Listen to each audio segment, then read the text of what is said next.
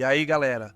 Aqui é o Wally do History Profiles e o vídeo de hoje é sobre o lendário guerreiro viking e rei Ivar, o Desossado.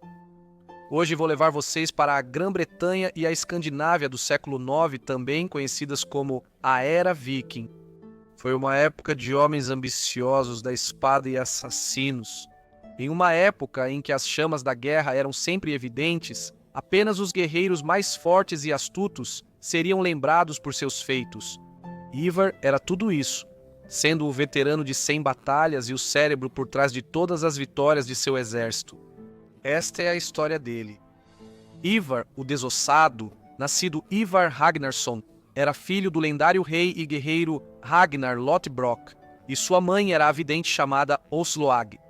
Ele nasceu em algum momento do século IX, seus pais eram duas figuras lendárias na história escandinava.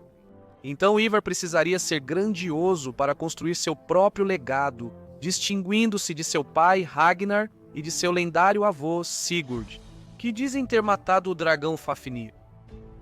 De acordo com a saga de Ragnar, a falta de ossos de Ivar foi resultado de uma maldição. Sua mãe, Oslog, foi a segunda esposa de Ragnar e possuía poderes de feitiçaria e premonição. Ela avisou seu novo marido que eles deveriam esperar 3 noites antes de consumar o casamento. Mas Ragnar foi dominado pelo desejo e não deu ouvidos às suas palavras. A saga diz: 3 noites juntos, mas ainda separados, devemos ficar sem adorar os deuses ainda. Isso salvaria meu filho de um dano permanente para o Desossado. Ele é? Você quer gerar agora? O apelido de Ivar era Ivar, o Desossado. Nenhuma fonte histórica nos diz diretamente por que ele era chamado assim.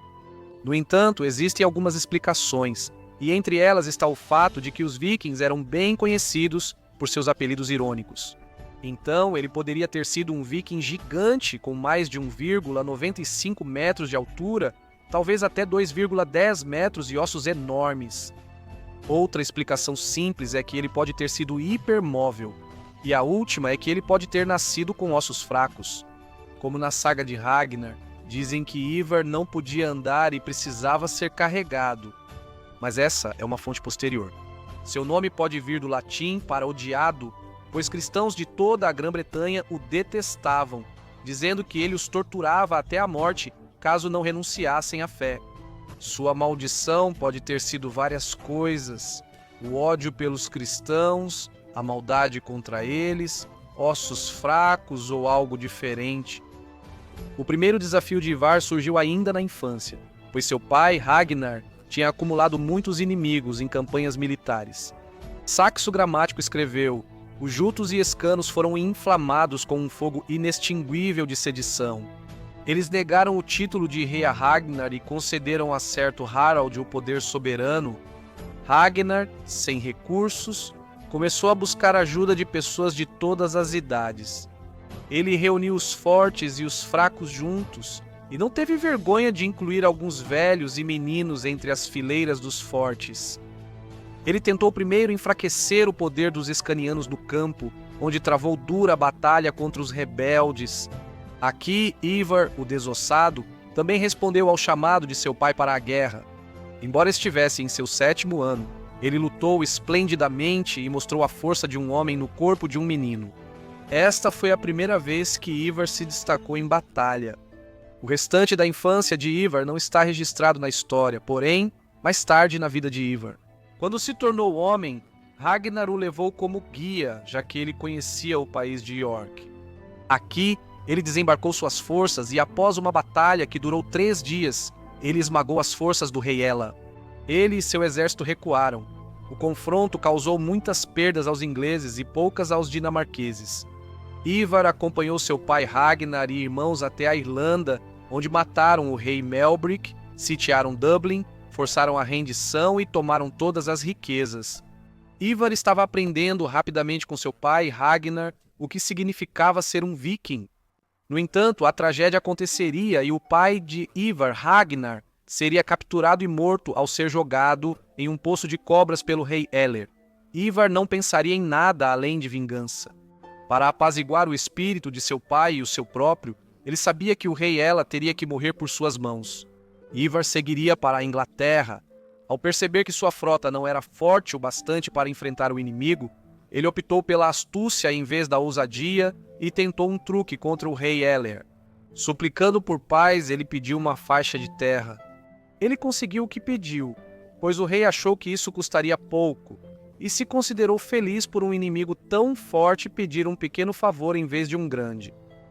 Ivar também jurou nunca travar guerra contra o rei Ela, mas sua vingança de sangue significava muito mais para ele do que sua palavra a um rei saxão. Ivar reuniria suas forças em sua nova terra sem oposição, e então cercaria York e a tomaria para si. Ivar agora tinha uma base no continente, o que se mostraria vantajoso para seu plano.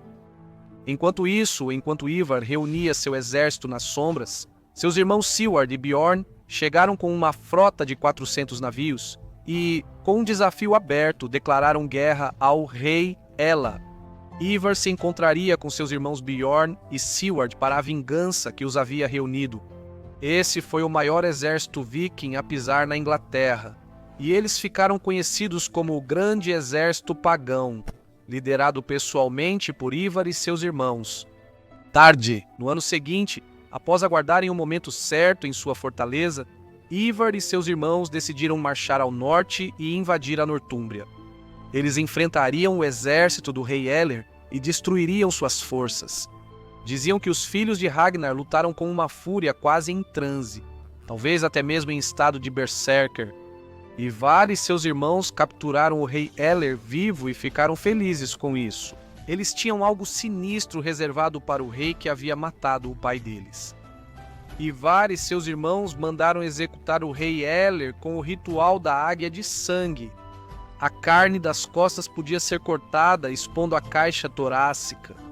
As costelas seriam quebradas e os pulmões puxados para fora, formando asas. Daí o nome Águia de Sangue. Ivar e seus irmãos se alegraram ao derrotar seu inimigo mais implacável. Eles então se deleitariam com as histórias de glória e triunfo uns dos outros. O rei Ela morreu, e Bjorn e Siward retornaram aos seus reinos. Ivar então instalou um governante fantoche chamado Egbert na Nortúmbria, e Ivar governaria o norte da Inglaterra por 2 anos. Segundo a crônica anglo-saxônica, o grande exército pagão de Ivar desceu de York em 868 e passou o inverno na Mércia, em Nottingham. A chegada dos vikings ali marcou a primeira ameaça registrada ao coração da Mércia. O rei Buchred da Mércia pediu ajuda ao rei Ethelred de Wessex e ao seu irmão e herdeiro Alfredo, que mais tarde seria conhecido como Alfredo o Grande. Os exércitos de Mércia e Wessex se reuniram diante da posição dinamarquesa. Ivar percebeu que estava em menor número e não poderia esperar vencer uma batalha. Ivar usou sua astúcia novamente para garantir a paz, resultando no Tratado de Nottingham. Henrique de Huntingdon, escrevendo quase 250 anos depois, descreveu a resposta de Ivar. Ivar, então, vendo que toda a força da Inglaterra estava reunida ali e que seu exército era o mais fraco, ficou encurralado. Ele se valeu de palavras suaves, astuto como uma raposa, e conquistou paz e confiança dos ingleses. Então ele voltou para York e permaneceu lá por 1 ano, com toda a crueldade. Sob o pretexto da paz, Ivar atravessou novamente a Mércia com seu exército e seu irmão, Ubba Ragnarsson. O rei Edmundo, ao saber da chegada de Ivar à Anglia Oriental, propôs governarem juntos se ele aceitasse o cristianismo.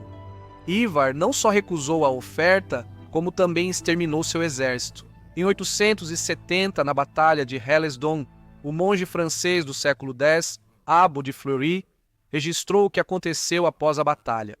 Ivar ordenou arrogantemente que suas tropas capturassem e amarrassem o rei imediatamente.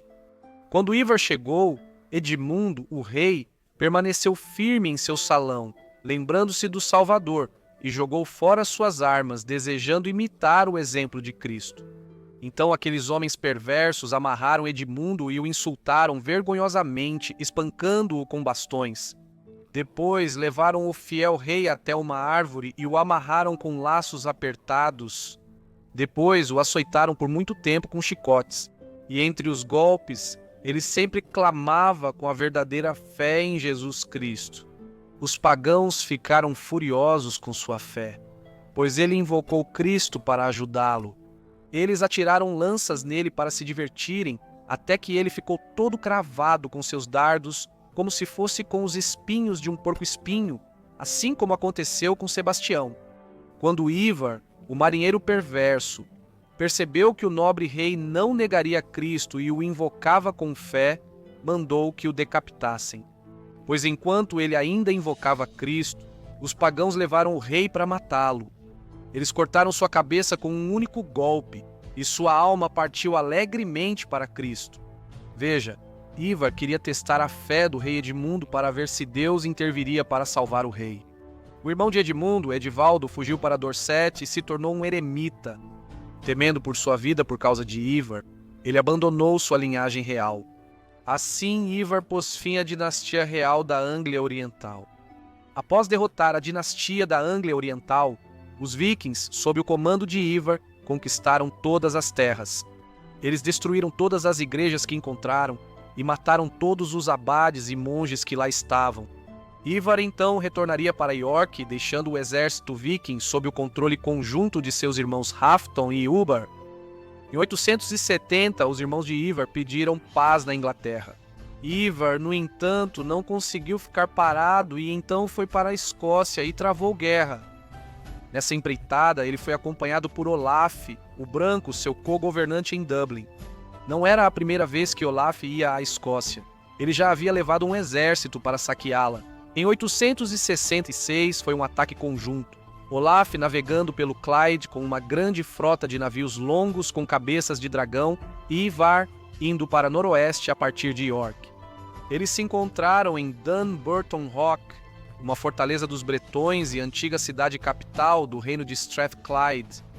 A fortaleza, ao longo dos anos, resistiu com sucesso aos ataques dos pictos, escoceses e anglos. Segundo os anais de Ulster, Ivar e Olaf sitiaram a fortaleza por 40 dias até a água acabar, destruindo-a e saqueando-a em seguida. Ivar era uma lenda viva, assim como seu pai, o destruidor de linhagens reais. Mas ele nunca conseguia se contentar em governar. Ele sempre precisava de mais, outro reino e outra aventura. Em 871, Ivar voltou a Dublin e reinou como rei dos nórdicos da Irlanda e Grã-Bretanha até morrer em 873. A causa da morte permanece desconhecida, mas muitos especulam que foi devido à sua maldição. Segundo a lenda, o corpo de Ivar foi levado de volta para a Inglaterra a seu próprio pedido e enterrado na costa para servir como um talismã, a fim de evitar novas conquistas de seus reinos por estrangeiros. Ivar, sem dúvida, realizou muito em sua vida e era astuto. Ele pessoalmente exterminou 2 linhagens reais. O que você acha do nome Sem Ossos? Você acha que a maldição dele era ter ossos fracos ou algum outro tipo de aflição? Ele enfrentou muitas batalhas, inclusive contra seu pai Ragnar, e sobreviveu a todas. Se ele era fisicamente fraco, como conseguiu liderar homens e lutar? Você acha que o apelido Sem Ossos significava outra coisa? Como a ironia de que seus ossos eram enormes por sua estatura ou por ser odiado? Me diga o que você acha nos comentários aqui embaixo e nos vemos em breve para mais um perfil histórico.